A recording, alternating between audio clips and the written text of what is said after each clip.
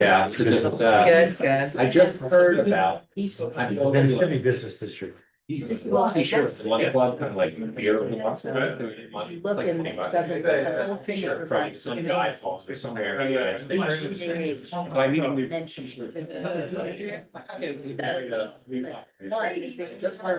is. Really, Miss Gabby. In those city of Fox. So you watch every month. Huh? No, $1,000. On the table once more, I'm sorry. Okay, ready to shoot me when you saw my email? What did I guess? Oh, it was red. You needed to have those things. Yeah. Yeah, on this agenda. Yeah. Right, to table it on the 20th. Right, On okay, page so two. we never got. I know. Yeah, okay. Sorry, we were going, I was That's my looking. fault. It's okay. What is that? This is bad. We got This this. is, yeah. Hi. What's that? Yes, here. I'll sit here. Huh? All right. Yeah, I corrected it by the time you came in, so. No. Yeah, okay. Good. I'm sorry. You asked me.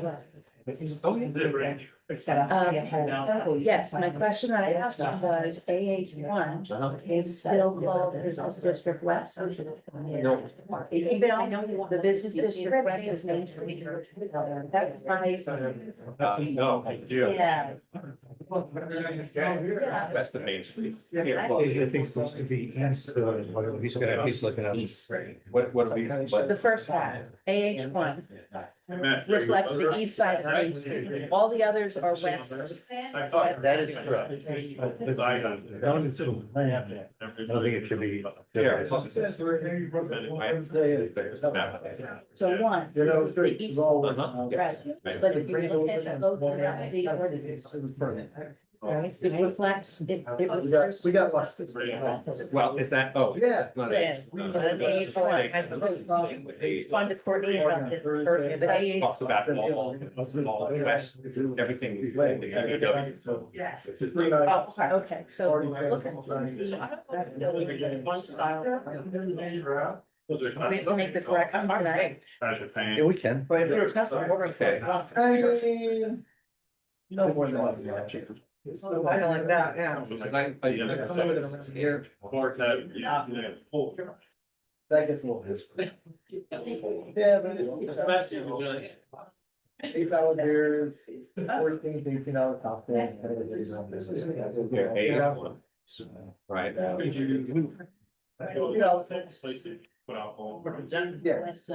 Only these. Just wondering, same business, general business, west. Everything else is west. Oh, I see, my. Okay. There was only one, you couldn't have. I do feel like a picture of. Thank you. I'm gonna start drinking out of this. Well, your map was helping. Yeah. It wasn't. Yeah, I made it. Yeah, not turned it on. I got this name. Right? And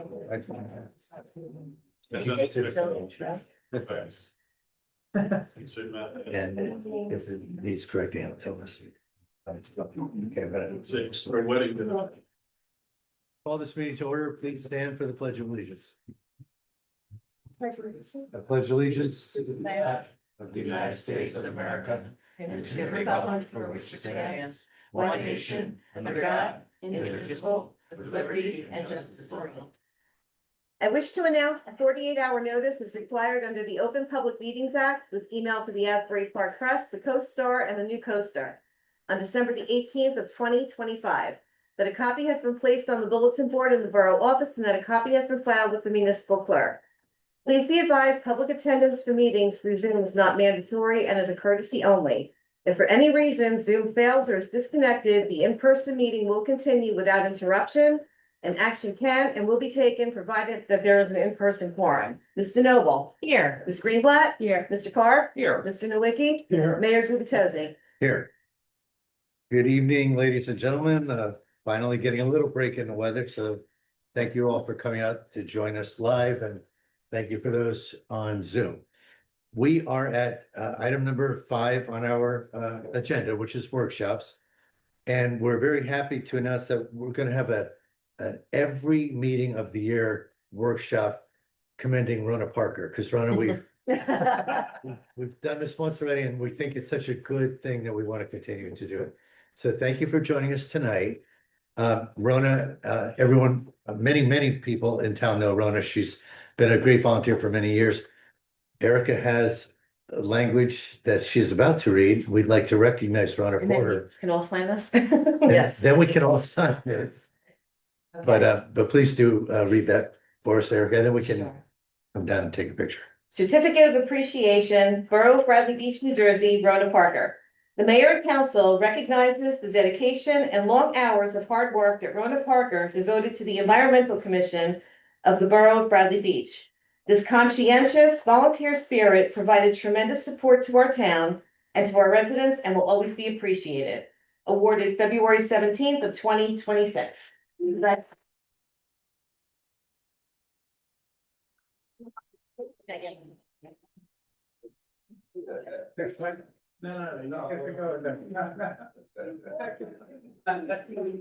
All of your volunteer help. Do we have to? Thank you Can very we vote much. on it? That's so kind of you. One with them all. One with them all. Back. You should. Alright. Thank you very much. We're short meeting. Come on, I've been proud of that. I certainly, well, good, great. Thank you. Alright, well, I'll squeeze them in. Yes, okay, oh, here we go. Oh, this is too many. Oh. Anyone else? Not gonna have enough room. I'll go with Let's switch. Stand on the chair. Anyone else want to get it? Hey, one, with me, 1, 2, that's 3. Thank you. And I do just want to say, what an honor it has been. I have served with the most wonderful people, including the ones who are here and the next generation. And it has been extraordinary. And I thank you, but I thank you on behalf of this wonderful position and all the work that you have done, you continue to do under John's leadership. And thank you very much.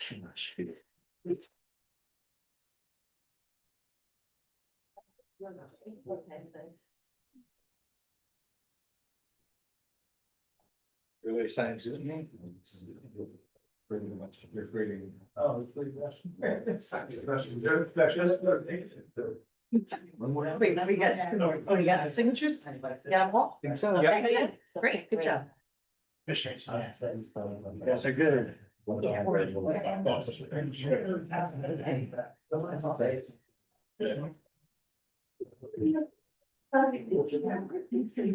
Oh. Sure, absolutely, okay. So Rona, thank you again very much for all your years of volunteering, and don't forget to mark your calendar for all the subsequent council meetings.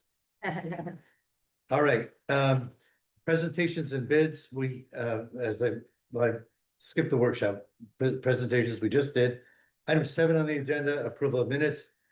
I will make a motion that we approve the February 3rd, 2026 council business meeting minutes. Second, Mr. Noble? Yes. Ms. Greenblatt? Yes. Mr. Carr? Yes. Mr. Nowicki? Yes. Mayor Gubatose? Yes. We will now open it up to public comments or questions specifically pertaining to tonight's agenda. Comments or questions, Mr. Coyne?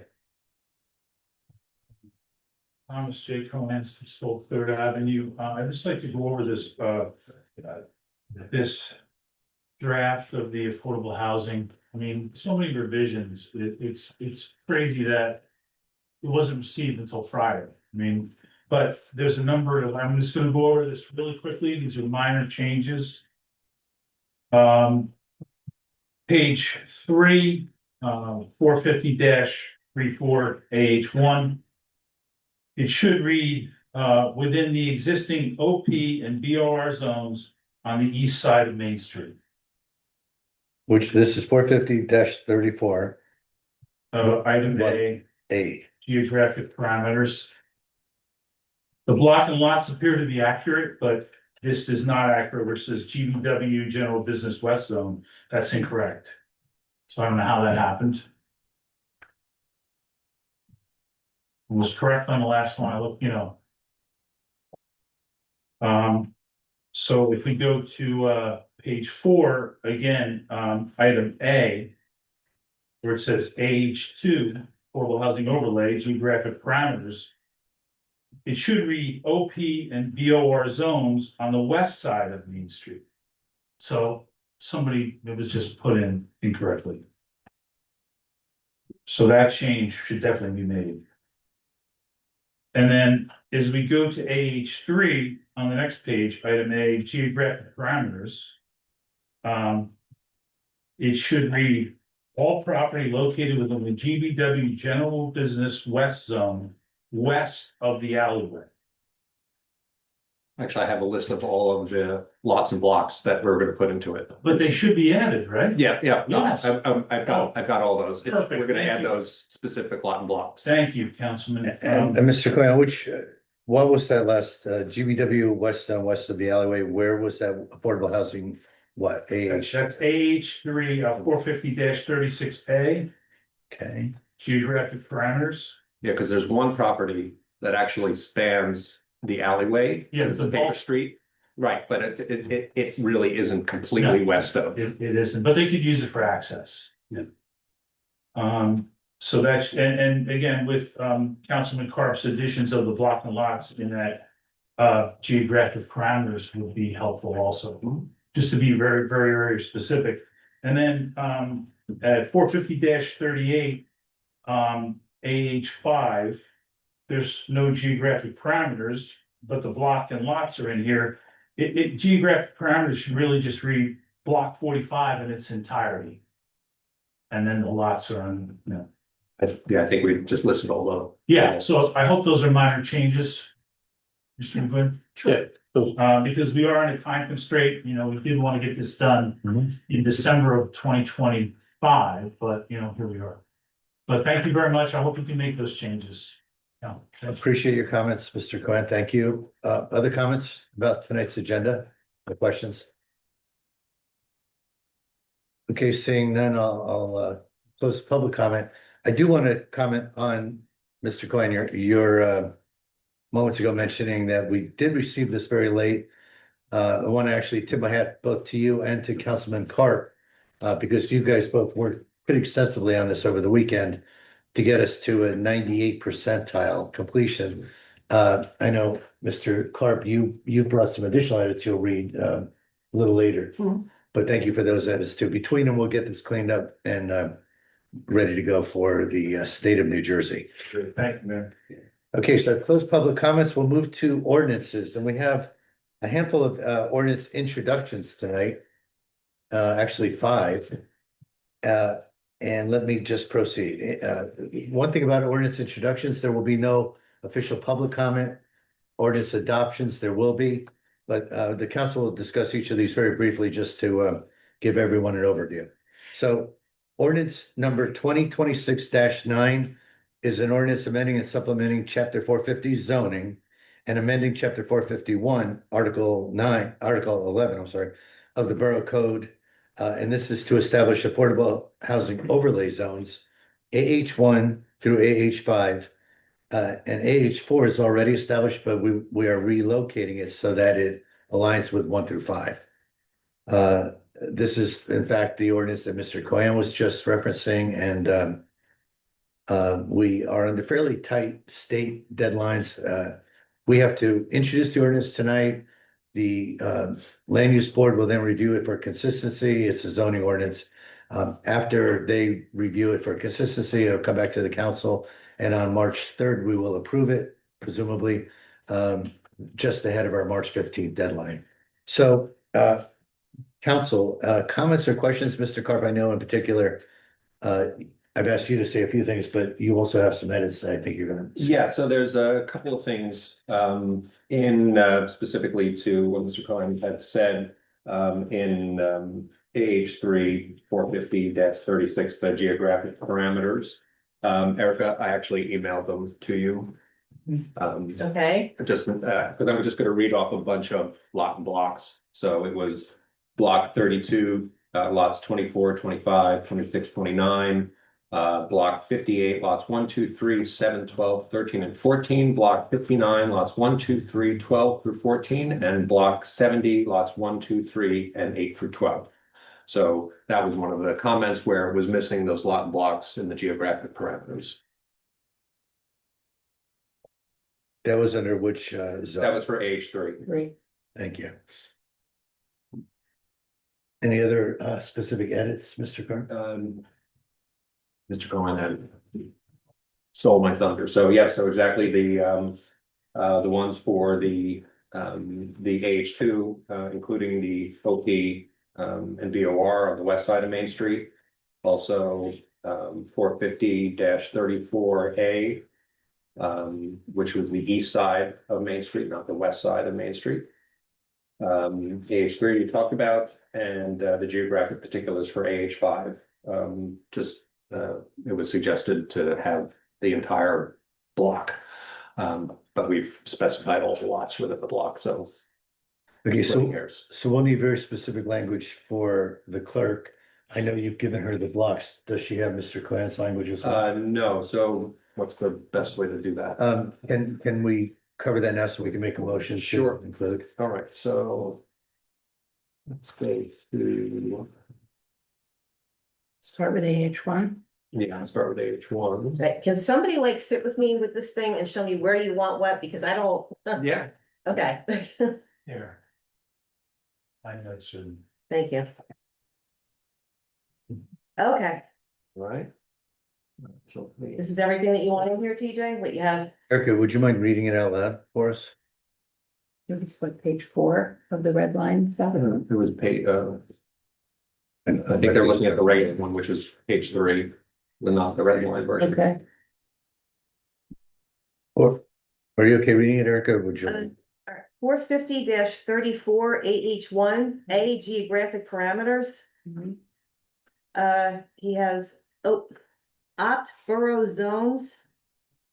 Right, it's the, it's, And right, it says, it says within the existing GBW.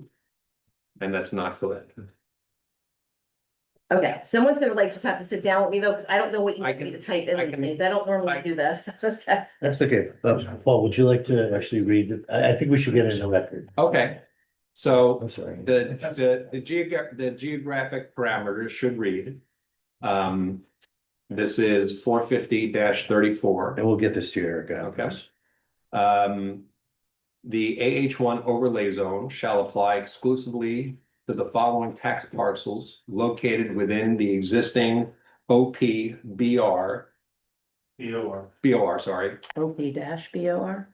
No, they're two separate zones. Okay. And then those blocks and lots that are listed currently. Okay, Doesn't refer to the east side?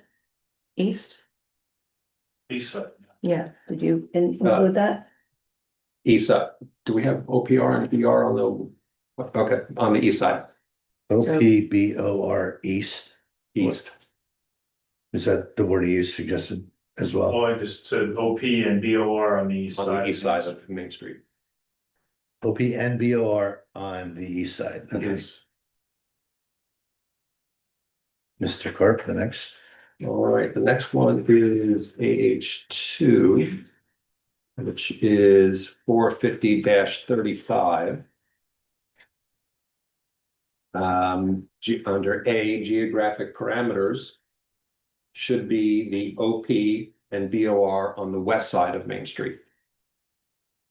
So add that. And the lots and blocks are correct. We'll add that before the block. Correct. Okay, And then going down to AH3, which is 450-36. 450-36. That is correct. All right, geographic parameters.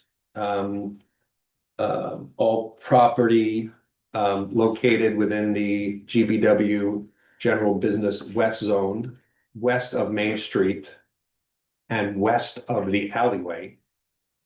Well, west of Main Street can be taken out, just west of the. Just west of the alley? Yeah. Okay, all right, so just west of the alley. Do you still keep to the municipal boundary along the New Jersey Transit Yeah. Rail Corridor?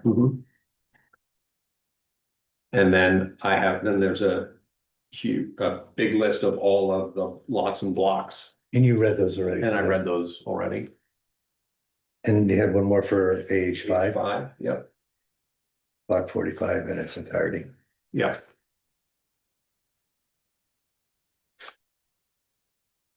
All right, any other edits that we want to see maybe before we vote? That's all I had. Okay, any other comments or questions from the council? I just want to thank Mitch and TJ for all the hard work in jumping this together. I mean, I think we all sort of were part of this process initially and then it landed on them. And then we all ran away.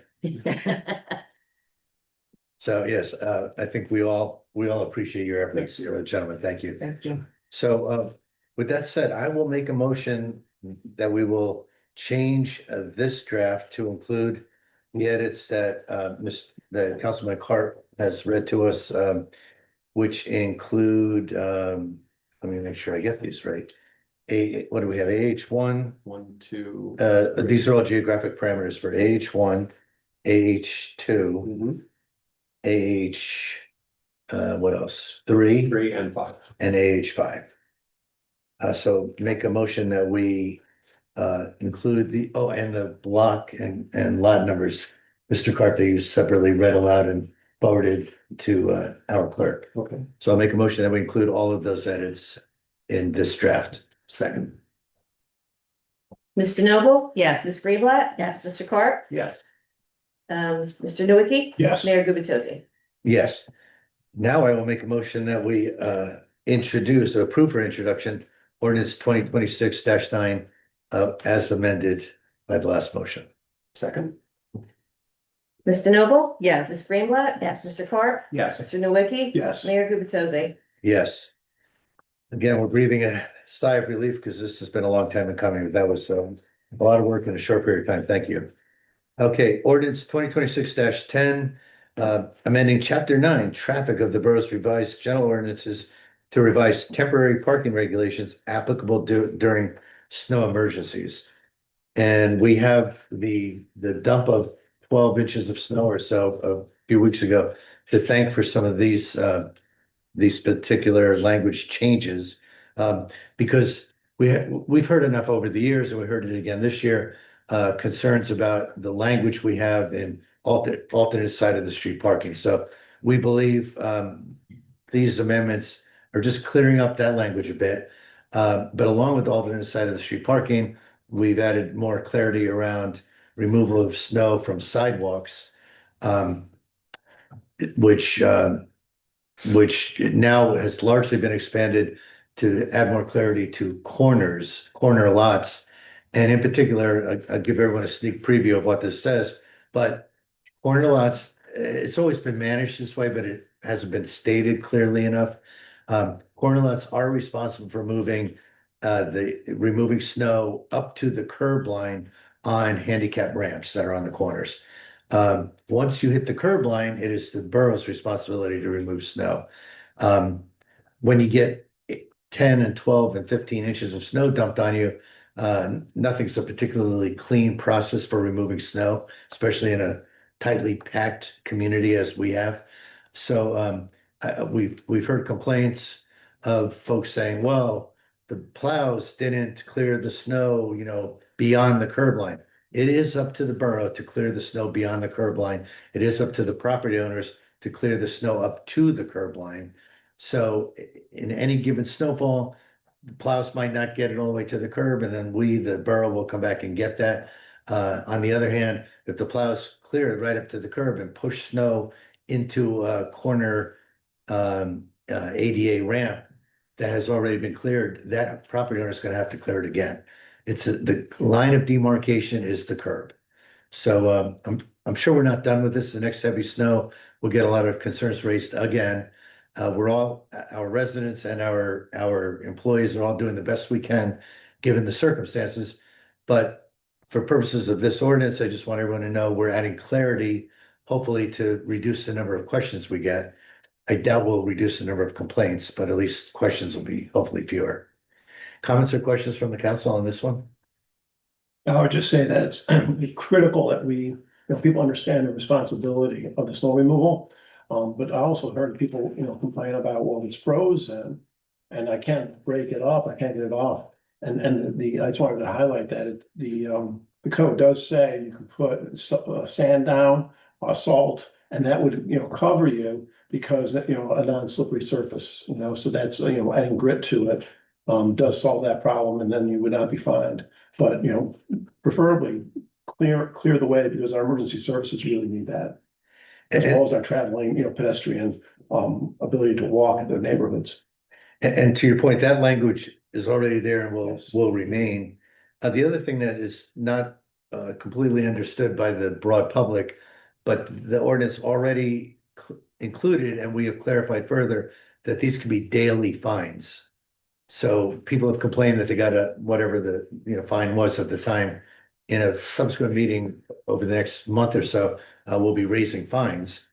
We have to wait for the court system to approve that. But people were referencing a single fine, and I just want folks to know that there may be times the borough has the right to fine on a daily basis. So please, especially in large snow events, do your best to not only clean but maintain your sidewalks. It's all about public safety. Any other comments on this? Just wanted to also point out that what's also in the ordinance, is that if the borough needs to come and actually clear the sidewalk, that an assessment would go back to the homeowner who hasn't done it. That is an option that we can proceed. Yep. Just to clarify, we can hire an independent entity to clear your sidewalk for you in the event, and this may in fact happen on rare occasion, especially if there's a combination of a large snowfall and folks who are just out of town and who have not made arrangements to cover their sidewalks. We can't allow a sidewalk to remain covered with snow for an extended period, and that is clearly an option we can pursue. It's already in the ordinance. We're not changing that part of it, but we can hire an independent entity at a reasonable market cost to move your snow and then bill you and or attach a lien to your property. So with all that said, I will make a motion that we approve the introduction of 2026-10. Second, Mr. Noble? Yes. Ms. Greenblatt? Yes. Mr. Park? Yes. Mr. Nowicki? Yes. Mayor Gubatosi? Yes. 2026-11 is a really interesting amendment, I think, because this is referencing amending chapter 398, streets and sidewalks, and basically focusing on the maintenance of streets and sidewalks, and in particular, keeping sidewalks clear. And this was prompted because we actually had an incident in the borough where somebody positioned a porta potty in the middle of the sidewalk. And, people can't get around porta potties in the width of a 4-foot wide sidewalk. And lo and behold, code came to us and said, we don't have an ordinance saying keep the sidewalk clear. So we will shortly, as we are now introducing new language that is very specific in terms of people's responsibilities for keeping their sidewalks clear and traversable by ADA standards. Any comments or questions on this one? I presume that also includes, sometimes I see cars that can't fit in the driveway because there's too many cars in the driveway and the back of the car is across the Yeah. sidewalk. Yeah, references equipment and so forth. Okay, so if no further questions, I'll make a motion that we approve the introduction of ordinance 2026-11. Second. Mr. Noble? Yes. Ms. Greenblatt? Yes. Mr. Park? Yes. Mr. Nowicki? Yes. Mayor Gubatosi? Yes. Okay, the next is ordinance amending chapter 365, which is rental property of the borough's revised general ordinances to update the administration of occupancy tax on certain rentals. And this is in particular for short-term rentals. A year ago, roughly, maybe March timeframe or so, we for the first time introduced an ordinance that we were able to put a tax, municipal occupancy tax, thank you for coming to me, we were able to tax short-term rentals. And again, short-term rentals have to meet all sorts of specific definitions. One of which is it's gotta be 30 days or less.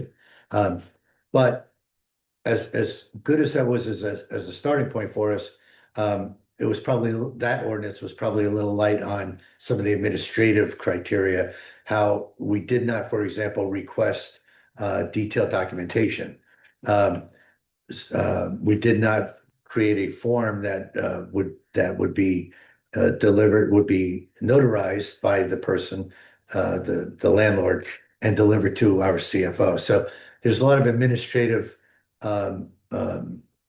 enhancements that we've made now via this particular introduction that will hopefully make it a cleaner, more efficient process, both for landlords as well as for the folks on the borough side of this that are, tracking all this data.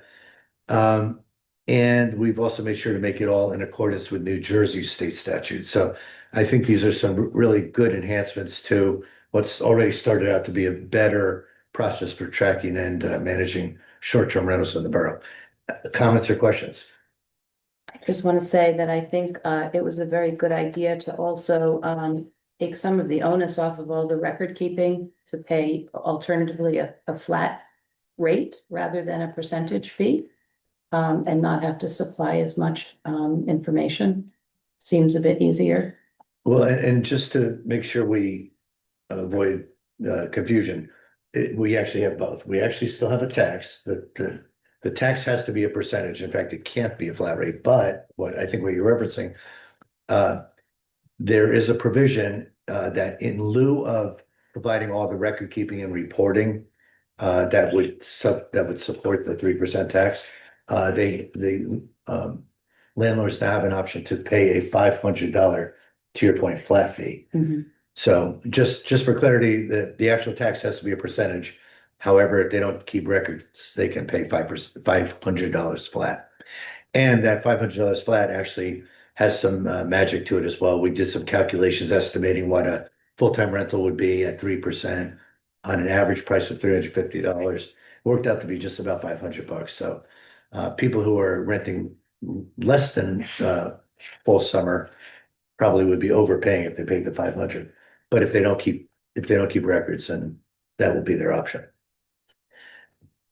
If no further comments or questions, I'll make a motion that we approve the introduction of 2026-12. Second. Ms. DeNoble? Yes. Ms. Greenblatt? Yes. Mr. Carp? Yes.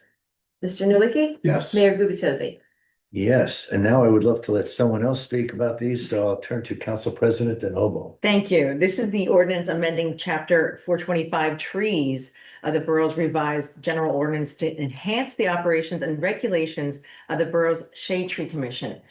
When someone starts up a chainsaw, there are many calls made to the Shade Tree Commission, to Borough Hall, probably to the police, because people don't know if that application has been approved. When people fill out this application, they say that they're going to cut down a tree. It might be dead, but it might be a good tree, but they have to replace it with other trees because we're trying to build up our canopy. So you may have seen this with the construction department. They put this in the window, so you know the construction is approved. This would be the card now for the shade tree. So if you go by and you see a card in the window, you know the work has been approved. If you go by and you don't see the card in the window, you can continue to make those calls. And the shade tree would like me to thank everybody for being concerned about our tree canopy and beautifying our beautiful borough with these wonderful trees. And hopefully this will clear up a little confusion and keep everybody in the loop. I'm sorry I called you so many times. That's okay. And Rich Carp has been one of my callers, but we appreciate that you are concerned. And actually, I spoke to Spring Lake about this, and other municipalities, they're going to follow our lead on this as well because they're experiencing the same thing. So if I may, I'd like to make a motion that we approve ordinance 2026-13. Second. Ms. DeNoble? Yes. Ms. Greenblatt? Yes. Mr. Carp? Yes. Mr. Nowicki? Yes. Mayor Gubitosi? Yes. Thank you, everyone. Okay, that's the last of the introductions. Now we're going to move to ordinance adoptions.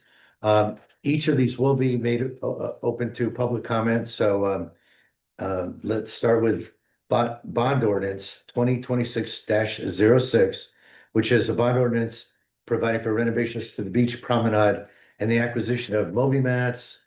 We're appropriating up to $450,000. And that would be for not only Moby mats, but for ramps. Any comments or questions before I open it up to the public? All right, with that said, open it up to the public. Comments or questions? Second, do we vote? Oh, yes, I'm sorry. Second. Mr. Noble? Yes. Greenblatt? Yes. Mr. Carr? Yes. Mr. Nowicki? Yes. Mayor Gubatose? Yes. Now that it's open to the public, Mr. Weber. Public's here. Hi, John Weber, 313 Lorraine Avenue. So Moby mats, it's like Band-Aid. It's a brand name, but it's used to cover like all the what, right? So the ones that we use are called Access Deck, and they're this flat, big piece of plastic, and that's all we have. And they can't go up inclines, whatever. So I think the Moby mat brand, or at least there's some brand that actually can go up even a slight, just like a couple of foot, whatever. Do we pick, we're just doing the money here. Has there been any talk of like what we're going to get? Well, there's been talk about it. It's ill-defined at this point because we're trying to match what we have, which are pervious mats that have a specific linkage to link them together. Well, The blue ones. the kind that you're talking about, the pervious one, that's at Evergreen, Yes. right? Yeah. Okay, so It's all- everyone else has these flat pieces of giant it's like this could be this tape, it's just a big giant piece of Not plastic. everyone. We have 3 beaches that have the pervious mats. Okay, so whichever, those are like, those are the good kind. That's So what we if you can, they're probably more expensive, but we're bonding, so we get that. It's so you're bonding against Beach Bunny, I'm assuming, right? Yeah. Okay, that's all, so that's the way to go. And they're wide as well. Right. I'm not a fan of wide, I'm a fan of the kind that can go up and over, but that's all. Pervious. Okay, thank you, sir. Oh, Yes, Mr. Fehrenbach. Good evening, I'm Greg Fehrenbach, 408 Bradley Boulevard. I'm gonna take probably a different tack than former councilman Weber took. The bond ordinance authorizes the borough to borrow through the beach utility up to about $450,000 for what I identify as being 3 purposes. The repair of steps and ramps leading from the promenade to the beach. Construction of 2 additional ramps from the promenade to the beach in addition to the ones that currently exist. And purchase of beach mats to facilitate travel from the promenade to the beach. My questions and comments are as follows. Regarding the first activity, repairs are by definition an operational expense, not a capital expense. These should be funded through the operating budget, not through debt financing, requiring the borough to pay interest on the borrowing funds. Why are these repairs not being funded through the operating budget? Secondly, the construction of ramps are indeed a capital expense. However, the nearly only purpose for which Bradley Beach is eligible for CDBG grant funding through the Monmouth County Committee is for ADA accessibility. The borough should seek funding through this grant program and reduce the debt burden on the beach utility to construct these additional ramps. As the borough serves residents from many Monmouth County municipalities, in addition to the borough itself, it would be a good candidate for funding under this program. Third item, previously these mats have been purchased as an operational expense for the beach utility, not a capital debt-funded expense of the utility. As a debt-funded beach utility, not a capital debt-funded expense of the utility. I'm sorry. As a debt-funded purchase, these mats would be paid for over several years with an added cost of annual interest and fees. because of the fact that in order to be able to do a bond ordinance, you have to have bond counsel, and you have to pay various fees to various professionals to be able to process the item. Any mats purchased for 2026 or any other year should be purchased as an operational expense of the current year's budget, utilities budget, reducing the debt imposed on the utility and eliminating the added interest cost of carrying and servicing the debt. Lastly, there is no down payment of at least 5% provided in this ordinance.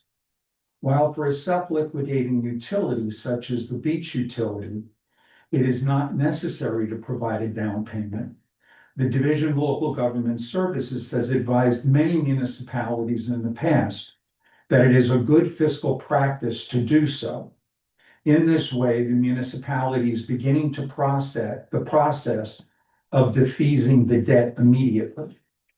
The beach utility will have considerable and future debt relating to the various projects that this and prior governing bodies have authorized or are under consideration. Operational expenses and projects with potential for grant funding should not be added to these already ambitious debt-funded project costs. The self-contained borough needs to focus on living within its means. This is true of the utilities as well as the current fund. By definition, debt financing of operational expenses is not living within one's means. Thank you. Thank you. And Mr. Fehrenbach, just a couple of quick comments, just so you have some feedback. We did talk to our bond counsel. She said the mats in particular, she can use a useful life of 5 years. She said they do not have to be funded through operations. Just so you know, at least this question was vetted. I think you do raise a good question about the 5% down payment. And for everybody's benefit, the beach utility is experiencing a decent amount of expenditures that through debt service, outfall pipe that runs through the beach, and a portion of that is being funded through the beach utility. We're trying to get the bathrooms and the new concession areas set up. We believe a good portion of that cost should get reimbursed, if you will, by a concessionaire that would take that place. But I do appreciate your comments regarding, the need for us to manage the utility in an appropriate manner that is trying our best to minimize debt. The final comment is there are projects that need to get off the ground. Some of them are urgent. Extension of the promenade. We have a decent amount of grant funding lined up, about $4 million. That probably will help us cover 1/3 of that promenade extension. Along with that $4 million, the borough probably will have to contribute perhaps another $1 million through our own funding. But that is, as you know, a critical health and safety issue, resiliency issue for the borough. That is the south end of town is our lowest area relative to sea level and most at risk for flooding. Right into Sylvan Lake. So you're absolutely right. We have to be good stewards of our money and try to spend where we can from operations. That said, I just want to make sure everyone also, and you as well, sir, understand that we're doing our best to also meet some pretty important demands on our budget and our borough. I don't know if you have any other comments. You may disagree a little, but thank you for your explanations. Thank you. Mr. Cohen. Thomas J. Cohen. It seems that historically in Bradley Beach, we've kind of done things a little backwards for different reasons. In this case, we haven't set the budget yet for the beach, have we? No. 2026. So, but what we have done is we've set up the beach fees already for the badges. So now we're locked into that. I think they should really go hand in hand. I know historically back, this is the way they've done it. So everybody can get a discount at Christmas time. But I want us to remember this day when we set the daily badge fee. Because, you know, we do have to protect the taxpayers to make sure that this is a funded utility operation without taxpayer inputs. But I think, based on some of Mr. Fahrenbach's comments, maybe we should be raising the daily fee to pay for some of these things directly and not bonding. So, I appreciate the opportunity to speak on that, but I think that's something we should look at. And please, let's remember this day when we set the daily beach fee. Well, not only remember this day, we'll have financial data in front of us. Yes. Other comments or questions? Anyone on Zoom? Okay, seeing no further public comments or questions, I'll make a motion that we adopt bond ordinance 2026-06. Second, Mr. Noble? yes. Ms. Greenblatt? Yes. Mr. Carp? Yes. Mr. Nowicki? I'd just like to say, yes, with the caveat is I think we have an opportunity to look for grant money to help pay for these. And we'll probably get that information from Mr. Fehrenbach, but we can go down that path and look to see if we can get for the ramp improvements. So yes, but we should go and look for the grant money as well. Yeah, I've asked the engineer to do just that already. Mayor Gubitosi? Yes. Okay, next is ordinance 2026-7. I won't read the full description. It's chapter 160, construction codes, uniform certificates of occupancy. Basically, we are striking the words garbage disposals from a list of things that you need to get a permit fee for. The reason we're striking the word garbage disposal, 2 words, is because you cannot get a permit fee for a garbage disposal because they are not allowed in the borough. So this really is somewhat of an editorial correction. Any comments or questions from the council first? No? Okay, I'll make a motion that we open up for public discussion. Second, Mr. Noble? yes. Ms. Greenblatt? Yes. Mr. Park? Yes. Mr. Nowicki? Yes. Mayor Gubitosi? Yes. Comments or questions from the public? Okay, seeing none, I will make a motion that we close public comment and adopt ordinance 2026-7. Second, Mr. Noble? yes. Ms. Greenblatt? Yes. Mr. Carp? Yes. Mr. Nowicki? Yes. Mayor Gubitosi? Yes. Ms. Greenblatt, would you like to take this next one? It's the Arts For Committee. the Arts Committee, yes, so, we are, making some changes to the ordinance, this is for adoption. And this is to, enlarge the Arts Council, which was, consisted of 9 members, plus an ex officio. And the Arts Council would like to have, 13 members, including the ex officio was Amy Baker, who's tourism. So that's really primarily the change, which also includes keeping everyone at an equal status and not having any one person as a chairperson or, I mean, they will have a treasurer and a secretary, but they don't want to have any alternates. So they want everyone to have a vote. So that's really what this is. So I would ask that we approve. Motion. A motion to approve. Public. Oh, goes out to the public, so to go to the public for 2026-8. Second. Mr. Noble? Yes. Ms. Greenblatt? Yes. Mr. Carp? Yes. Mr. Nowicki? Yes. Mayor Gubitosi? Yes. Okay, with that said, we'll open it up to the public. Any comments or questions about 2026-8? Okay, seeing none on Zoom or in the room, I will make a motion that we close public comment and approve for adoption ordinance 2026-8. Second, Mr. Noble? yes. Ms. Greenblatt? Yes. Mr. Carp? Yes. Mr. Nowicki? Yes. Mayor Gubitosi? Yes. There is a communication, item 10 on our agenda, Arts Council appointments memo, and I don't have it right in front of me, but I know we are appointing. It's in there. Do you have it? Those are got all the ordinances. Tom, would you like to read the appointments? Yeah, so the appointments are Abby Khan, Zelda McCourtney, and Karen Hurley Schleifer, all for 1 year new member appointments. These appointments expire on 12/31/2026. Good, thank you. Okay, next on the agenda are resolutions. We'll start with our consent agenda items. There are 3 items. Does the council want to discuss or vote out any of these separately? I'm gonna ask that we vote out 2026-71 separately, please. Okay. Any other comments or questions on that? All right, I will make a motion that we approve consent agenda resolution items 2026-69, the bill list for February 17, and 2026-70, the approval for the Brain Injury Alliance annual 5K.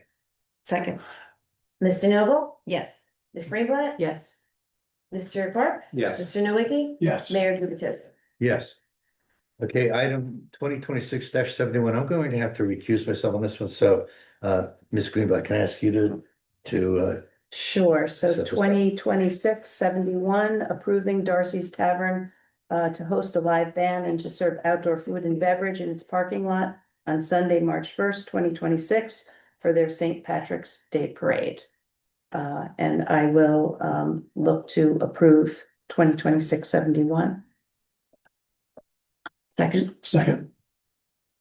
Ms. DeNoble, I'm also going to recuse myself. I have multiple items that may appear as a conflict, and I do live within 200 feet of the establishment. Thank you. Ms. Greenblatt, Yes.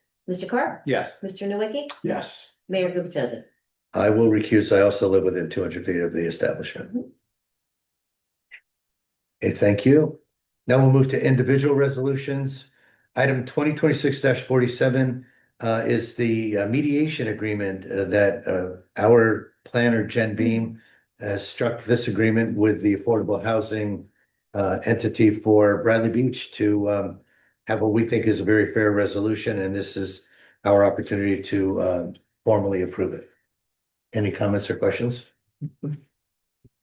Okay, I'll make a motion that we approve 2026-47, the mediation agreement with affordable housing. Second, Ms. DeNoble, yes. Ms. Greenblatt, Yes. Mr. Carp, Yes. Mr. Nowicki, Yes. Mayor Gubatose. Yes. 2026-72 is approving a shared services agreement with the Borough of Neptune City for the provision of commercial cleaners to clean the Neptune City Community Center. Basically, this is a very small shared service.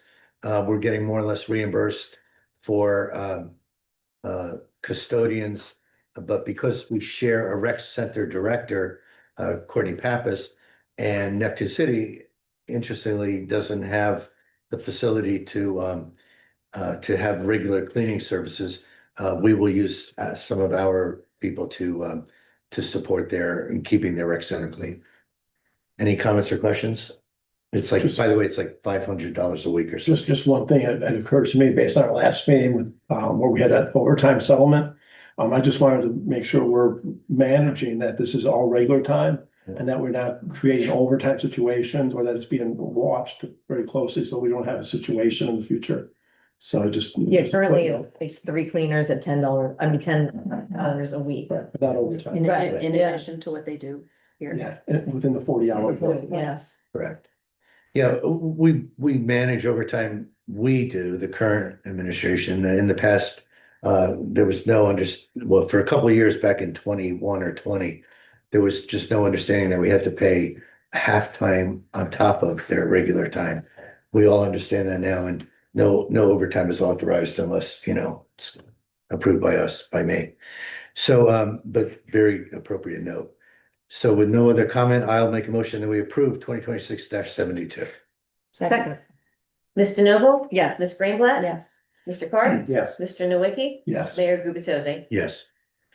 2026-73 is rejection of bids for the beach access matting systems.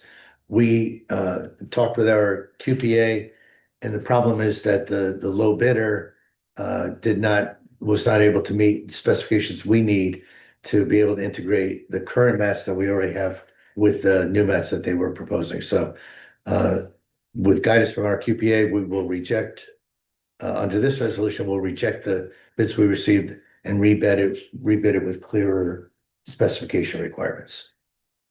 Sounds good. No comments or questions? I will make a motion then that we approve 2026-73. Second, Ms. DeNoble, yes. Ms. Greenblatt, Yes. Mr. Carp, Yes. Mr. Nowicki, Yes. Mayor Gubatose. Yes. 2026-74, awarding a bid for lead paint inspection services to Lou Environmental Services. I know that Lou Environmental Services is was the low bidder. Mr. Doherty, are you aware of more background on this particular lead inspection? Yeah, it's something we should be doing as a municipality and we haven't been. And the So these QPA guys are directed it. professionals, they do it in other towns as well. Someone asked me if we've used them in the past. I was. We have never used them. No.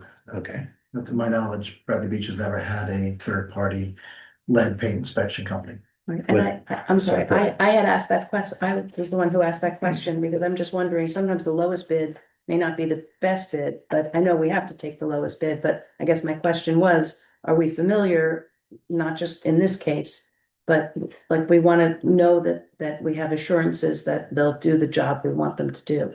Yeah, they're vetted by the qualified purchasing agent, the recommendations before you as the council to vote, Right, whether to approve it or not. okay. Any other comments or questions about the lead paint inspection services? Mine were answered. Thank you so much.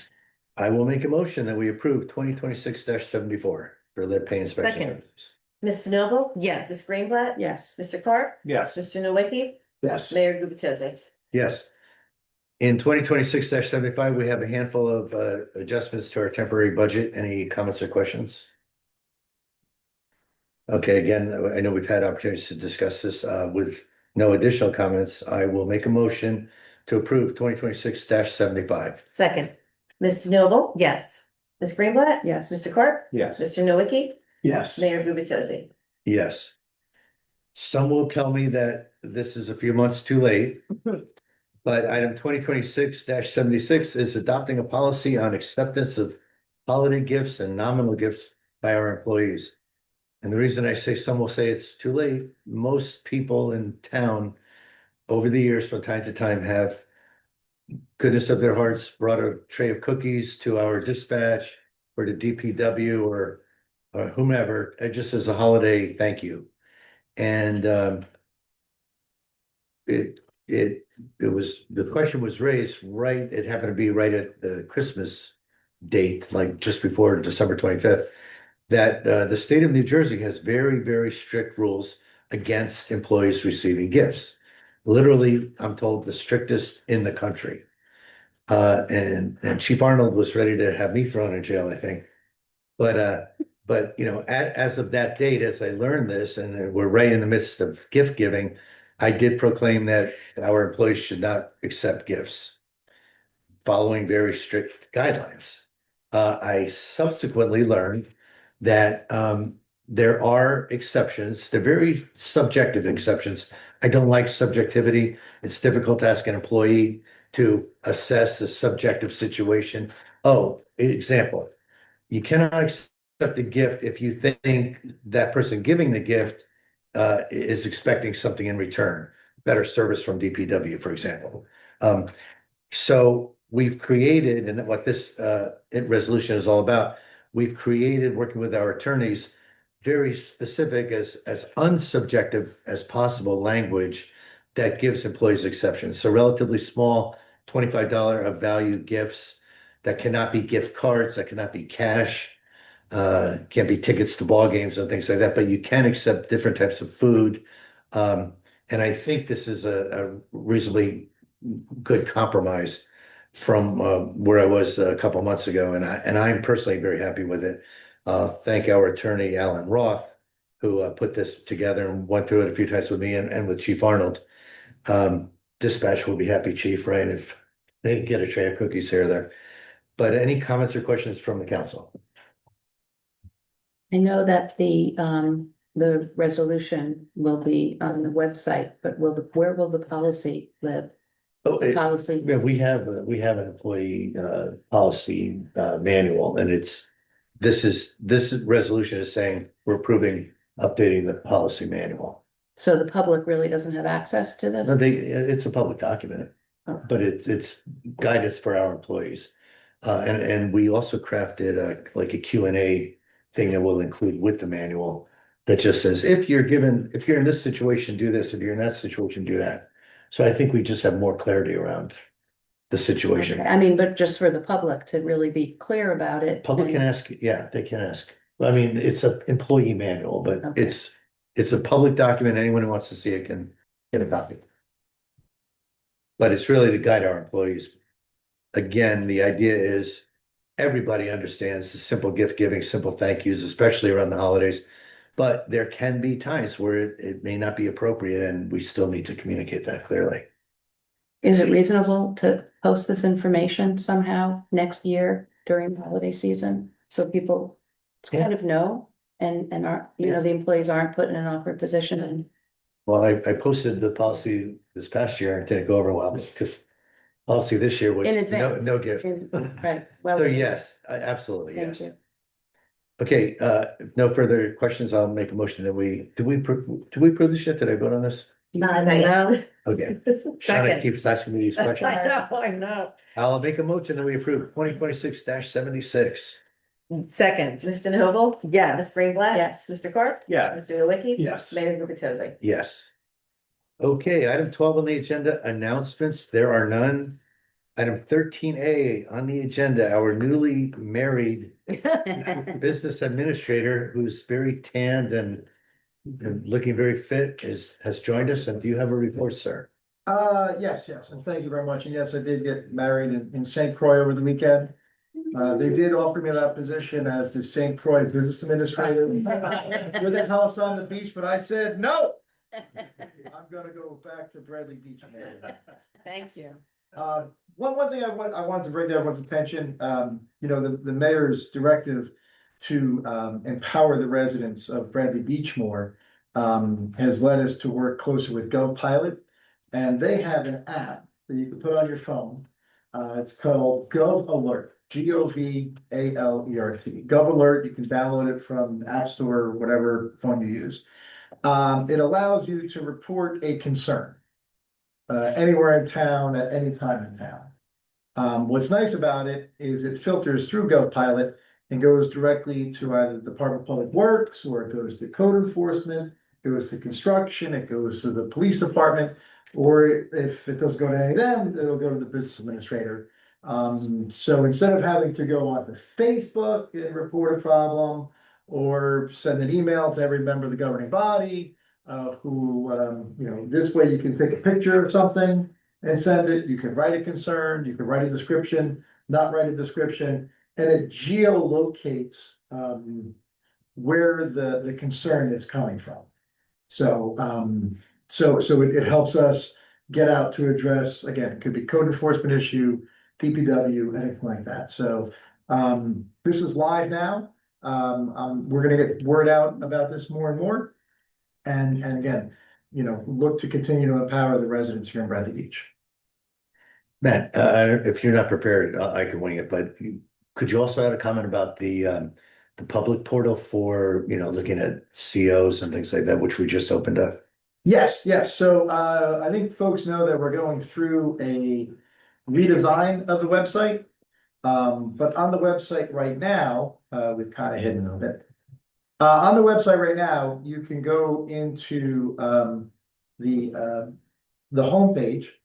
And in the homepage, if you go to Borough Hall, and then from there go to departments, you will find a link that you can click on to look at open permits.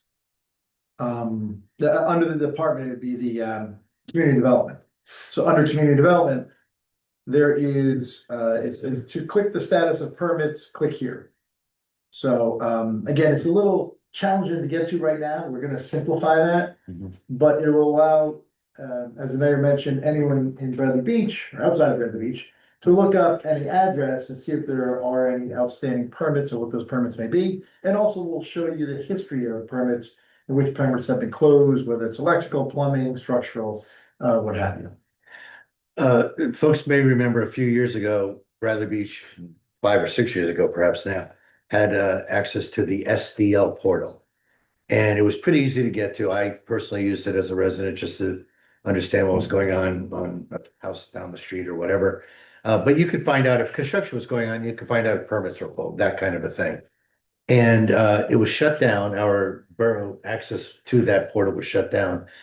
We found out that GovPilot one has a very similar portal, and it is now available. The problem only is it's 3 clicks to get to it. We're going to elevate it so it'll be very easy to find, along with the complaints thing that you've already mentioned, Matt. We're going to have that easy to find on our website. But you can go to this particular public portal and you can check the status of COs and so forth. Also, GovPilot has acquired SDL. And they tell us that in time, they're going to migrate their platform from the current one to the SDL platform. So I think all good things for the residents of Bradley Beach. But we have to make it more easily accessible, and that will come with Amy Baker, who is in the process, and she's tracking all this very closely, and she's in the process of revamping our website. So thank you for that report, sir. Appreciate Thank you. it. Good to be back. And we are now at 13B, which is mayor and council reports. Can I ask Councilman Nowicki to begin? Thank you, Mayor. First, police activity report. February 8th, Main Street and Highway 33, a 28-year-old male from Howell, New Jersey, was arrested and charged with hindering his own apprehension after he provided false information to officers during a traffic stop, knowing that he had an outstanding warrant for his arrest. Patrolman Anthony Badalamenti made the arrest with assistance from Sergeant Kevin Gale. On February 9th, 615 Main Street, a 30-year-old male from Long Branch, New Jersey, was arrested and charged with criminal mischief after he was observed by SLEO Samuel Forgak breaking a light at the train station. Samuel Forgak and Patrolman Anthony Badalamenti made the arrest. On February 12th, 500 Main Street, a 62-year-old female from Toms River was arrested and charged with simple assault stemming from an incident at the Chase Bank located at 500 Main Street. Patrolwoman Gianna Trani and Patrolman Sean Johnson made the arrest. On February 13th, at Brimley and Ocean Avenue, a 51-year-old male from Bradley Beach was arrested during a field contact for an outstanding contempt of court warrant. He was processed and later released from posting bail. Patrolman Daniel Crow made the arrest. February 14th, Valentine's Day, 100 block Brimley Avenue, a 23-year-old male from Bradley Beach was arrested and charged with driving under the influence. He was also issued additional motor vehicle summonses. Patrolman Anthony Badalamenti made the arrest with the assistance of Patrolman Daniel Crow. The police department also investigated 6 motor vehicle accidents. They also responded to several calls for service during this time period. To report on Silver Lake Commission, there's a meeting tomorrow night at 7 p.m. here in this room. Just a quick update on projects associated with the lake. The outfall pipe that goes out underneath the beach to the ocean. People have been asking, what's the status? There's no activity out there. They've had 50 weather delay days, from nor'easters and flooding to frozen ground. So we are actually in conversation with DEP currently to get an extension of the permit so they can get the work done here in March and April. So that's underway, and the contractor's back out there mobilized, and hopefully this warm weather will stay here. We're also in conversation with DEP still on the outlet gate, which is a replacement of the control structure at the lake. So we are in conversation. Permits are still pending for that. We had to have a dam safety permit and an individual wetland permit. So those are under review, and we're being told any day those should get approved. And either DEP will incorporate that project into the outfall pipe, or we'll go out with a separate contract. So we're waiting to see what DEP confirms what they're going to be able to help us with. And then in the last Silver Lake project, the bulkhead along Bradley Boulevard, permits were approved for that project, and the CME is currently finalizing designs, and we are on schedule to meet the deadline of April 11th, I believe. We're intending to have it done before that, but to meet that deadline for the funding, have it advertised and awarded by that date. And then just really quickly on the sewer program, we had 2 projects that we're trying to advance here this spring. One is the 5th Avenue completion from Madison to Ocean Avenue. And that those plans are under review right now by DEP. And so we're hopeful that those will get approved and be able to advertise and complete Fifth Avenue construction this spring. In addition, Ocean Park from Ocean Avenue to Madison, which would be the first piece of Ocean Park. Those plans are also under review by DEP, and our hope is that we'll get those under construction and done by this spring or before summer, before June. So that's the status of my report, Mayor. Thank you, sir. Well, just for the public's benefit, you keep referring to the dam safety permit, and I think you should manage your cursing a little. And yes. So yes, yes. I'll restrain myself from referring to it as a dam. Yes. Okay, thank you. All right, let me turn to Councilman Clark. All right, so for the first aid for the operational period ending February 17th, 2026. The squad responded to 12-day calls and 6 night calls for a total of 18, and 10 of them were for medical, 8 were for fire. There was 1 out-of-town mutual aid request for Ocean Grove, and the squad requested no mutual aid for this period. Total volunteer hours were 51, and they fulfilled 100% of their assignments for the operational period. Of course, they're still looking for volunteers for first aid. They offer free training for qualified individuals. Anyone wishing to volunteer for the first aid squad, applications can be found on the borough's websites. And they are also accepting applications for their cadet program for young people 16 to 18 years of age who are interested in serving our community. I also know that last meeting I also made mention of the blood drive. And I saw some more council people giving blood today. Just wanted to give a shout out to Amy Baker about the fantastic job that she did in organizing that. It was a great turnout when I was there. And so thank you. Very good. Is that it? That's it. All right, I'll turn to Councilwoman Greenblatt. Okay, I'm gonna start with my long report first. A busy recreation committee. The rec committee met yesterday, and there are a whole bunch of activities that I just want to share. Senior Club's next meeting is Wednesday, February 25th, noon to 3 at the Firehouse Banquet Hall. Mahjong Open Play runs every Friday, 1 to 3 at the Biazzi Center. Senior Game Time Tuesdays runs the first and third Tuesday of each month. Bring your own game and join friends at the Biazzi Center. And the following recurring events take place at the Neptune City Community Center and are part of our shared service agreement. The Glitter and Glue Crew, geared for ages 2 to 3, meets every Tuesday and Thursday morning, 11:30 to 12:15 p.m. Ballroom dancing for intermediate dancers is held every Wednesday at 5:45 p.m. This one has a fee of $12 per person at the door. Indoor pickleball every Saturday at 10 a.m. Seniors strength training every Monday morning, 10 a.m. to 10:45 a.m. Step aerobics, all levels, Mondays and Thursdays, 6:30 to 7:30 p.m. Senior game day, Wednesdays, noon at the community center.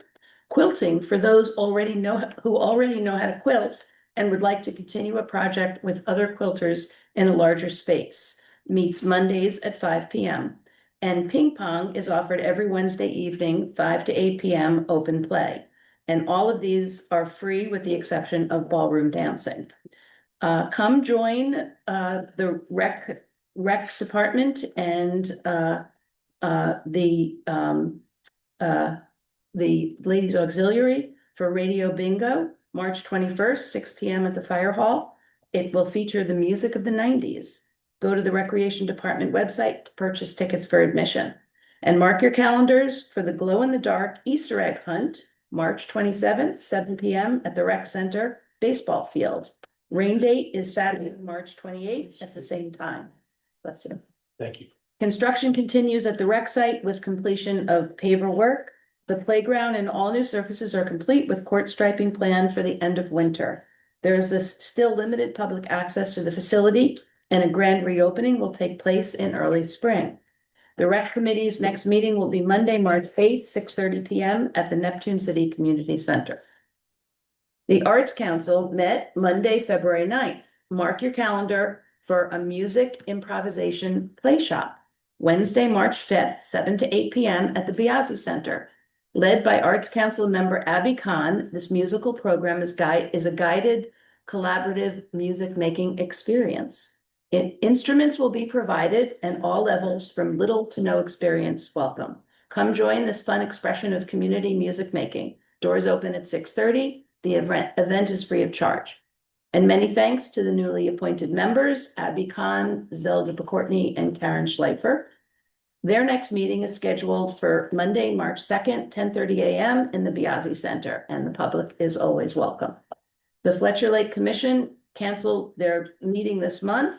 Their next meeting is scheduled for Thursday, March 12th, 6 p.m. here in this council chamber.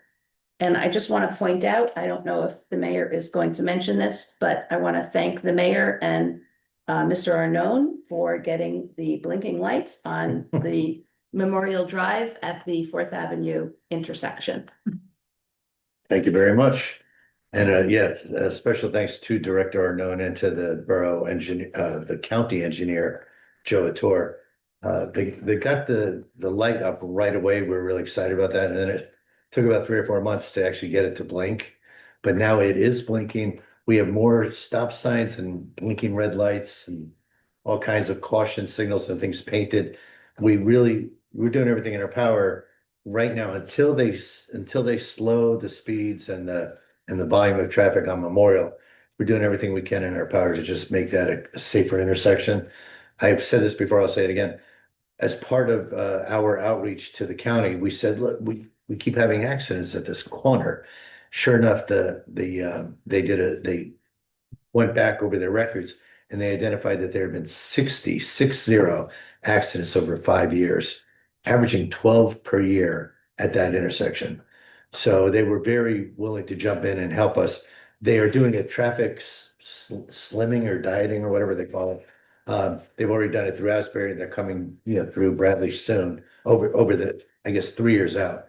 But so they can't do more major changes now, but they're going to install bike lanes and things like that to make Memorial a much safer place to drive. But at least for now, we do have a blinking light, and I am very excited about that. Let me turn it to Council President Jane DeNoble. Thank you, Mayor. The Board of Ed is having their meeting tonight, so I'll report on that at the next meeting. Shade Tree is also next month, but I do want to mention Chairperson Noelle Weinberg has been working very hard for the spring planting. There's a $40,000 grant, and there'll be approximately 70 trees planted throughout the borough. So I'll keep you posted on that. Tourism did not have a meeting, but I do want to mention the Jazz Fest. It was amazing.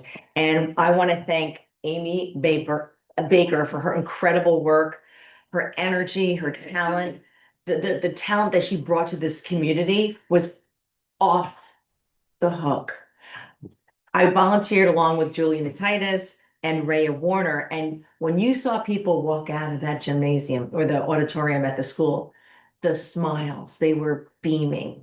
It was incredible. In fact, a man came from Millville because they do something similar in Montclair at a cost of $1 million. But they did cut back this year. They're doing it for $800,000. Amy Baker did this for 1% of that.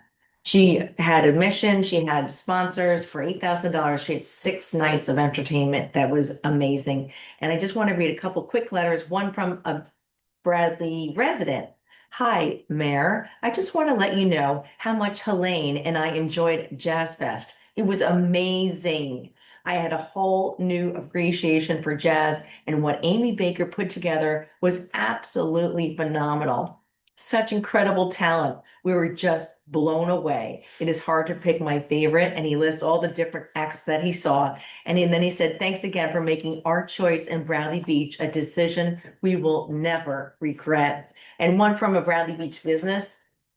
I just want to let you know, you have a stellar employee on the borough staff. I'm continually amazed by the sheer effort Amy Baker puts in and how many balls she can juggle at one time for Bradley Beach. Amy has put the Jazz Fest and Bradley Beach on the map single-handedly. Darcy's business saw an increase in first-time customers during the Jazz Fest weekend, and the show on Thursday was a unique and enjoyable experience at the tavern. Go, Amy. Go Bradley Beach, Tom McGill. And that completes my report. Thank you. Thank you. And that feedback was indicative of other businesses that Elbow Room and Uva that all had great upticks in activity. Plus, it really is continuing to just put Bradley Beach on the map. I think the nature of that entertainment, the cultural aspects of it that people just everywhere relate to.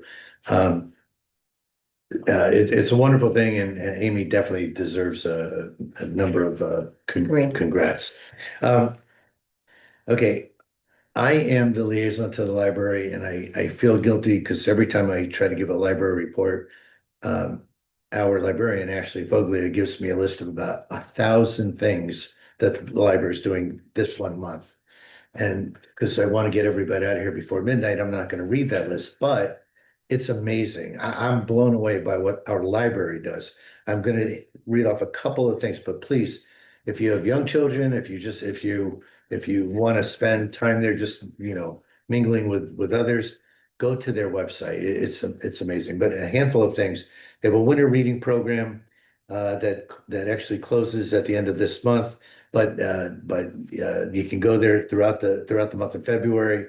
They enter you in a little contest. You can win prizes, but it's also just good camaraderie. They have weekly events. Monday, bring your kids for Lego building and games. Thursdays they have crafts. I first read it, I thought it said graft, but it's crafts, so that's good. Thursdays through March 12th, they have chair yoga, 5:30 p.m. And Monday 23rd, they have an event called the Art Roulette. And they basically, you form teams and you start a piece of art, you pass it to the next person, to the next person. And by the end of the process, you've got a community work of art. Anyway, they just find a lot of really creative, unique things to do. And it's a relatively untapped resource, I think, within the world of Bradley Beach. So please check out their website if you have any interest at all.